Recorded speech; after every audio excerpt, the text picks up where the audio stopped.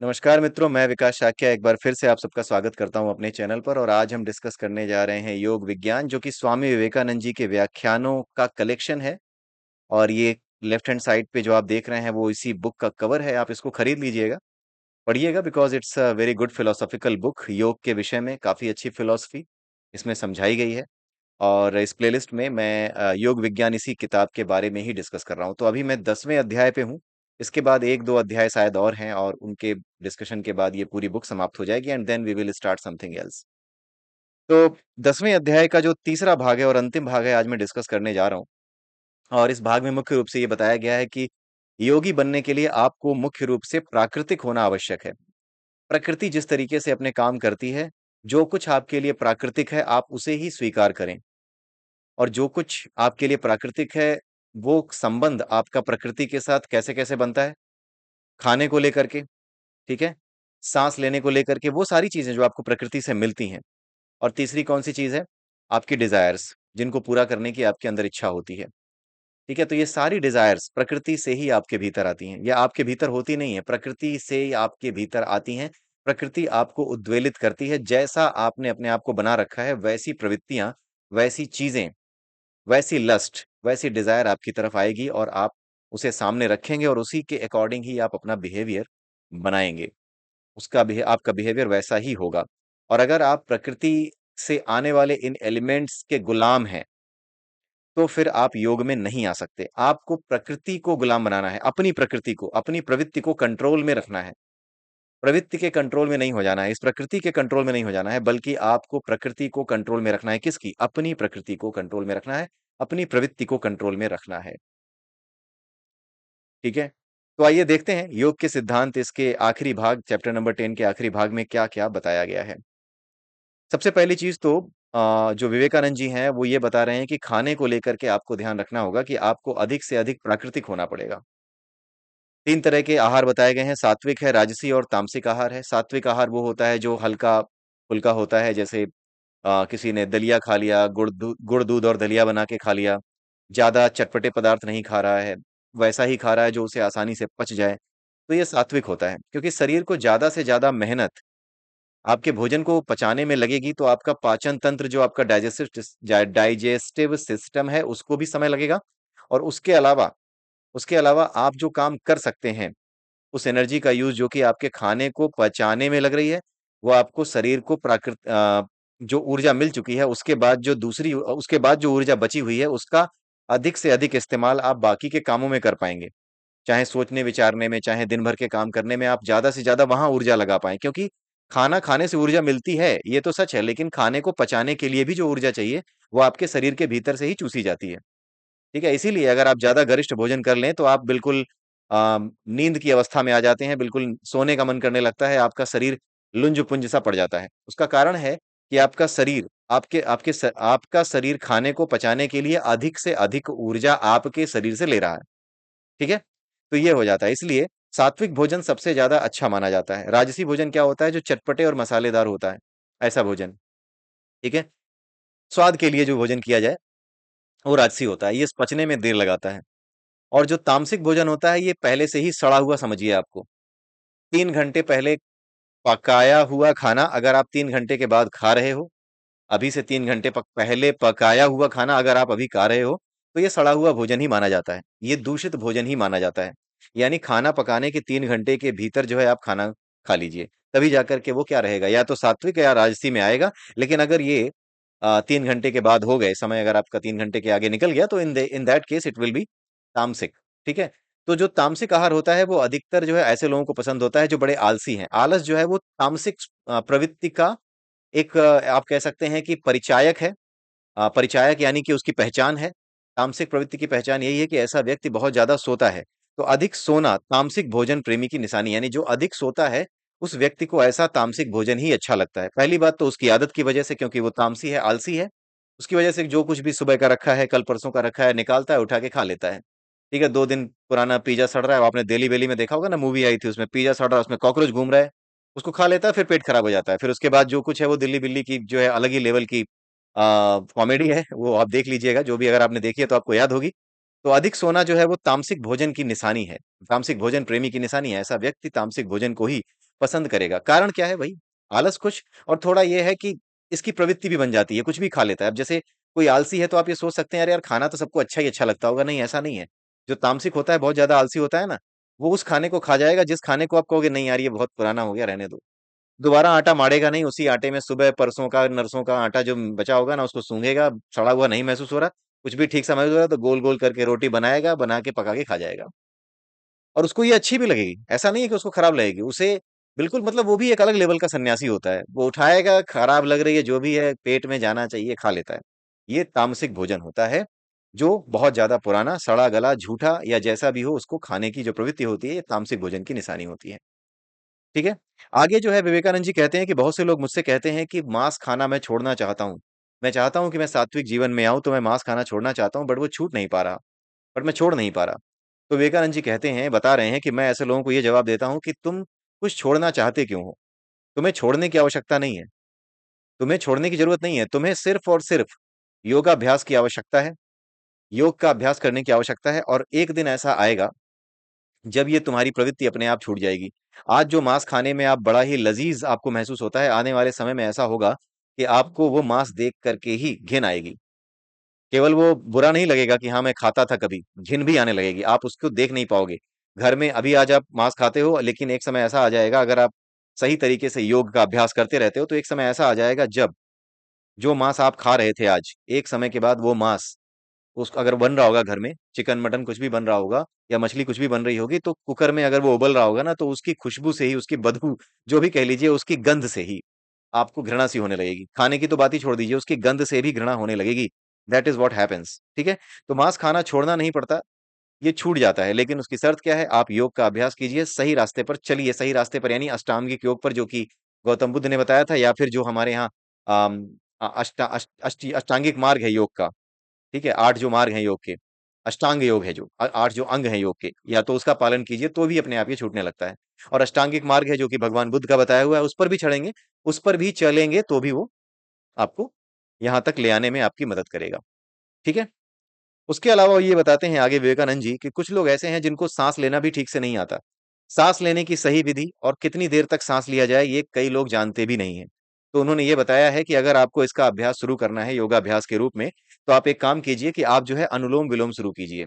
ठीक है? अनुलोम-विलोम ही वो है जो उन्होंने बताया, हालाँकि उन्होंने सीधे नाम नहीं लिखा है इस चैप्टर में, लेकिन उन्होंने अनुलोम-विलोम के बारे में ही बताया। अनुलोम-विलोम में आप क्या करते हो? एक नथुना बंद करते हो, दूसरे नथुने से गहरी साँस लेते हो। उन्होंने यही कहा है कि एक नथुना बंद करो, दूसरे नथुने से गहरी साँस लो जब तक फेफड़े पूरे ना फूल जाएँ। आपके जो लंग्स हैं वो पूरे फूलने चाहिए और आपके लंग्स जब पूरे फूल जाएँ उसके बाद धीरे-धीरे इसी नथुने से जिससे आपने साँस ली थी उसको हटा करके दूसरे नथुने को बंद कीजिए और अब दूसरे नथुने से धीरे-धीरे करके साँस छोड़िए।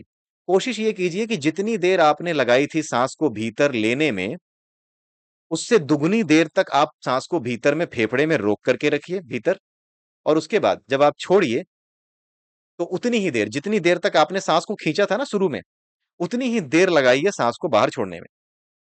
ये संतुलन बनाइए। ये नोइंगली आप बना पाओगे। इसको बनाना इतना मुश्किल नहीं है। लेकिन सुबह आधे घंटे और शाम को आधे घंटे इसका अभ्यास कीजिए, ये विवेकानंद जी कह रहे हैं। ठीक है? विवेकानंद जी ने यही बताया कि अनुलोम-विलोम का अभ्यास सुबह आधे घंटे और शाम को आधे घंटे कीजिए। अगर आधे-आधे घंटे बहुत भारी पड़ रहा है, क्योंकि कुछ लोग शरीर से कमज़ोर होते हैं या फिर साँस लेना उनके लिए दिक्कत वाला काम है क्योंकि उनको कुछ और परेशानियाँ हैं फेफड़ों से संबंधित, तो उस केस में क्या होगा कि आपको लंबी साँस लेना और फिर छोड़ना ये 5 मिनट या 10 मिनट तक करें, जितना भी आप सह सकें।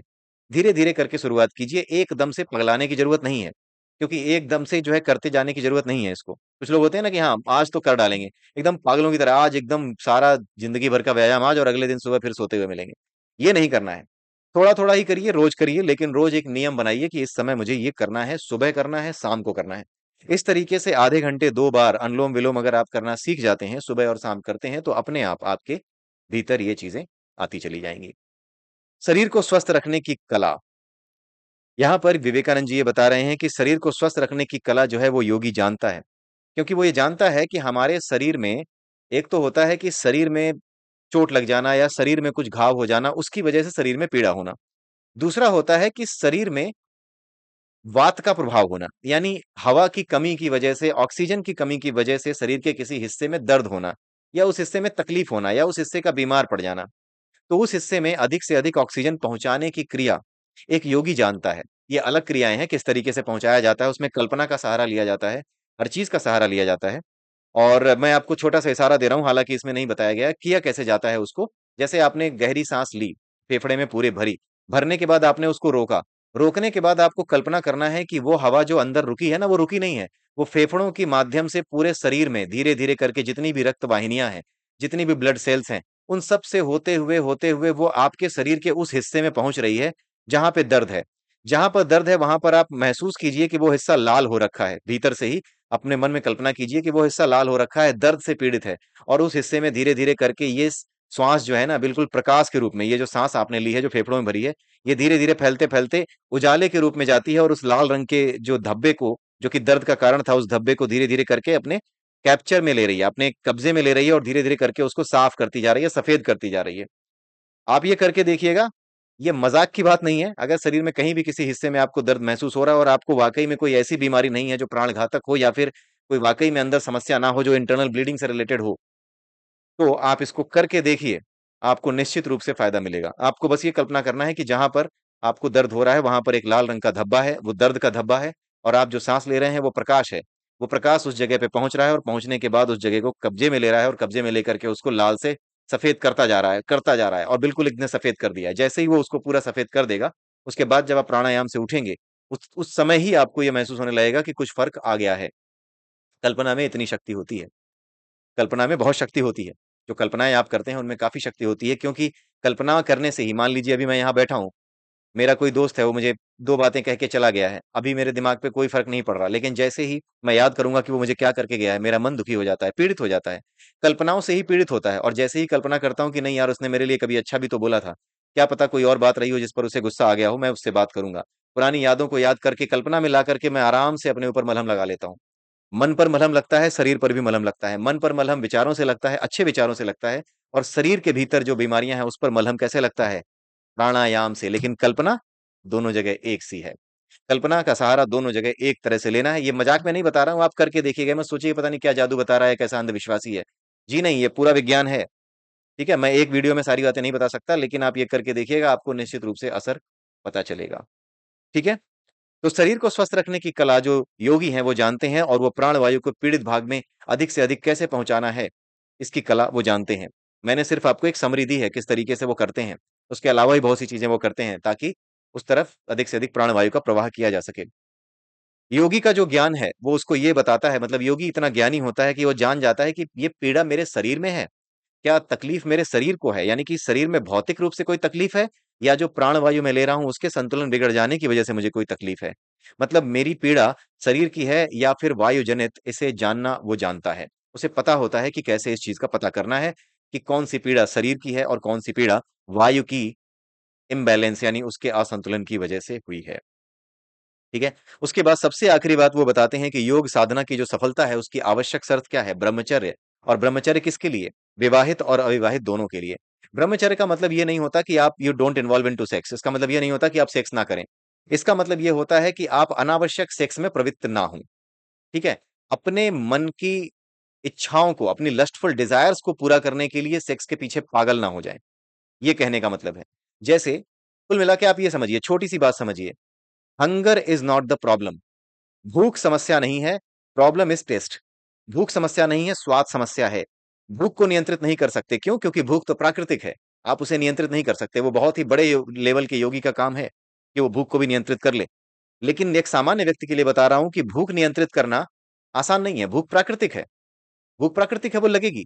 समस्या कहाँ है? समस्या ये है कि लस्ट, जो डिजायर है, जो हमारी लस्ट है, जीभ से जो स्वाद की इच्छा है, उस स्वाद की इच्छा को हम नियंत्रित कर सकते हैं, लेकिन उसे करते नहीं है। ठीक है? तो उस स्वाद की इच्छा को नियंत्रित करने का साधन क्या है? योगाभ्यास है। ठीक है? हम उसे कर सकते हैं। भूख को नियंत्रित नहीं कर सकते जब तक कि एक उच्च लेवल के साधक आप ना बन जाएँ। ठीक है? लेकिन आप स्वाद को नियंत्रित कर सकते हैं, स्वाद की इच्छा को नियंत्रित कर सकते हैं। तो सेक्स की इच्छा कोई वो नहीं है, वो एक तरीके से आपके भीतर आएगी, जाएगी। आप चाहें तो उसको नियंत्रित कर सकते हैं, पूरी तरीके से नियंत्रित कर सकते हैं। ठीक है? और उसका पूर्ण नियंत्रण संभव है। भूख तो आपको रोज लगती है, लेकिन सेक्स की इच्छा आप रोज दबा सकते हैं।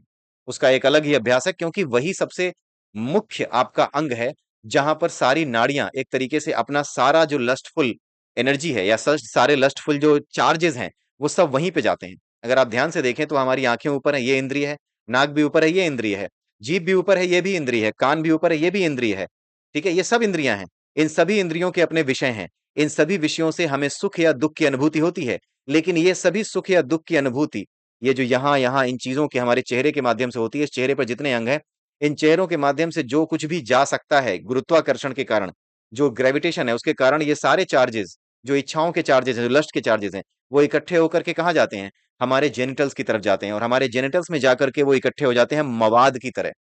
इसीलिए सबसे ज्यादा जो सुख देने वाला या सबसे ज्यादा परेशान करने वाला लस्ट है, वो है सेक्सफुल डिजायर्स, सेक्सफुल लस्ट का, डिजायर का लस्ट। ठीक है, सेक्सफुल लस्ट मतलब पता नहीं क्या, मतलब बोलते समय थोड़ा जो है जीभ लटपटा रही है, आई डोंट नो। कई बार मैं वीडियो बनाता हूं तो ऐसा होने लगता है, सो डोंट माइंड दैट। कुल मिला के कहने का मतलब ये है कि जितने भी लस्टफुल डिजायर्स के चार्जेस हैं, वो सब इकट्ठा होकर के एक तरीके से मवाद के रूप में नीचे जाकर इकट्ठे होते हैं। राइट, बट वो मवाद नहीं है, वो मवाद वो वाला मवाद नहीं है। ये मवाद वो मवाद है जिसे आप वापस ऊपर की ओर खींचो, वापस अगर योग के माध्यम से ऊपर की ओर खींच लो, तो ये संतुलित हो जाता है, बैलेंस हो जाता है, फिर ये आपको परेशान नहीं करता, आपको उद्वेलित नहीं करता। ठीक है, और आप जो है बड़े आराम से ब्रह्मचर्य का पालन कर पाते हैं। तो ब्रह्मचारी होना विवाहित और अविवाहित दोनों के लिए जरूरी है। अविवाहित का मतलब ये है कि जो नहीं विवाहित है उसे भी अपने अनावश्यक भोगों के लिए इसकी तरफ नहीं जाना चाहिए। लस्टफुल डिजायर या आनंद आता है, मजा आता है, इसलिए नहीं जाना चाहिए। और विवाहित आदमी को भी अपनी पत्नी के अलावा और अपनी पत्नी के साथ भी एक सही, एक आप कह सकते हो एक एथिकल सेक्सुअल बिहेवियर या एक एथिकल सेक्सुअल रिलेशनशिप, एक सोबर आप कह सकते हो, ज्यादा अच्छा वर्ड है, सोबर सेक्सुअल रिलेशनशिप रखना चाहिए। ऐसा नहीं लगना चाहिए कि आप इंसान हो या जानवर, while you make the relations. ये रिलेशंस इसी तरीके से होने चाहिए सो दैट ये नेचुरल लगे, इतने ज्यादा नेचुरल हो कि हाँ आपके लिए वो सही लगे, ऐसा ना लगे कि आप में और जानवर में कोई फर्क ही नहीं रह गया है। राइट, तो ये सबसे जरूरी चीज है। और साथ में उन्होंने ये बताया कि ब्रह्मचर्य की एक भ्रामक धारणा विदेशों में फैली हुई है। अमेरिका में क्योंकि वो व्याख्यान दे रहे थे, इसलिए अमेरिका में व्याख्यान देते समय उन्होंने कहा कि ब्रह्मचर्य की भ्रामक धारणा यहाँ पे फैली हुई है। लोग ये सोचते हैं कि ब्रह्मचर्य रखने से बीमारी हो जाएगी, परेशानी हो जाएगी। राइट, ऐसा कुछ नहीं है, क्योंकि वो नहीं जानते कि किस प्रकार से ये जितने भी चार्जेस हैं, इन चार्जेस को किस प्रकार से फैलाया जा सकता है, इनका सही इस्तेमाल कैसे किया जा सकता है। ठीक है, इन सब का सही इस्तेमाल आप योग करके करिए। आप आप जो है क्या कहते हैं उसको, जहाँ पे लोग एक्सरसाइज करने जाते हैं, जिम, आप जिम जाइए, वहां पसीना बहाइए, अपने आप ये चार्जेस चारों तरफ बैलेंस होकर के चले जाएंगे। वो जो आपका जो आपके शरीर में जो तेज है, जो ओज है, वो आपके पूरे शरीर में फैलेगा। जब आप पूरे शरीर को ताकत देंगे, पूरे शरीर को एनर्जी देंगे, तो जो कुछ नीचे जा चुका था वो एनर्जी के फॉर्म में वापस, वो एनर्जी ही है, वो एनर्जी के फॉर्म में वापस शरीर के हर हिस्से तक पहुंचेगा और शरीर के हर हिस्से को संतुलित करेगा। लेकिन अगर आप वहीं पे रुके रहते हैं तो शरीर के हर हिस्से को असंतुलित करेगा। इसलिए व्यायाम करना या फिर योग करना, ठीक है, शरीर के सही हर हिस्से को सही मात्रा में ऊर्जा पहुंचाना, दिन में दबा करके काम करना, ठीक है, ताकि शरीर थक जाए। ठीक है, और इस वजह से आप सही नींद ले पाओ और आपकी सेक्सुअल जो लाइफ है वो सही रहे। ये सब ब्रह्मचर्य के अंतर्गत आता है। ब्रह्मचर्य का मतलब ये नहीं होता कि हाँ बिल्कुल भी वो नहीं करोगे, सेक्स नहीं करोगे, इट्स नॉट लाइक दैट। ठीक है, ये गलत भ्रामक धारणा है। ब्रह्मचर्य विवाहित और अविवाहित दोनों लोगों के लिए परिभाषित है। It has been defined for both married और अनमैरिड।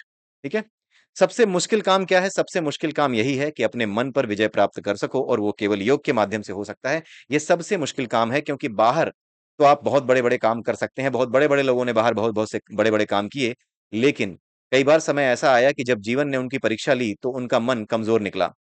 बड़े बड़े विद्वान, बड़े बड़े चाणक्य टाइप के लोग, उन्होंने बहुत बड़े बड़े काम के लिए कर लिए देश के लिए, लेकिन ऑल ऑफ अ सडन क्या हुआ, किसी न किसी विदेशी महिला पत्रकार या विदेशी महिला या विदेशी पुरुष या किसी के भी चक्कर में वो पड़ गए, और क्या कहते हैं उसको, हनी ट्रैप में फंस गए और वहां पे वो खत्म हो गए। ठीक है, तो हनी ट्रैप क्यों हुआ? इसी लस्टफुल डिजायर की वजह से, इसी लस्टफुल डिजायर ने आपको उधर अट्रैक्ट किया और वहीं पर आपका खेल खत्म हो गया। ठीक है, तो सबसे मुश्किल काम, बाहर विजय किसी चीज पर प्राप्त करना, ये सबसे मुश्किल काम नहीं है। सबसे मुश्किल काम है अपने मन पर विजय प्राप्त करना, सबसे मुश्किल काम। तो आई होप कि आपको ये समझ में आया होगा। इसी के साथ ये चैप्टर यहीं समाप्त हो गया है। अगले चैप्टर में फिर देखेंगे कि आगे क्या बताया है विवेकानंद जी ने। लेकिन ये चैप्टर यहीं पे समाप्त हो गया है। आई होप कि आपको अच्छा लगा होगा ये चैप्टर। अगले वीडियो में फिर मिलेंगे नए चैप्टर के साथ। तब तक के लिए आप मुझे आज्ञा दीजिए। जय सिया राम, जय श्री कृष्णा, जय श्री राधे, ओम नमः शिवाय।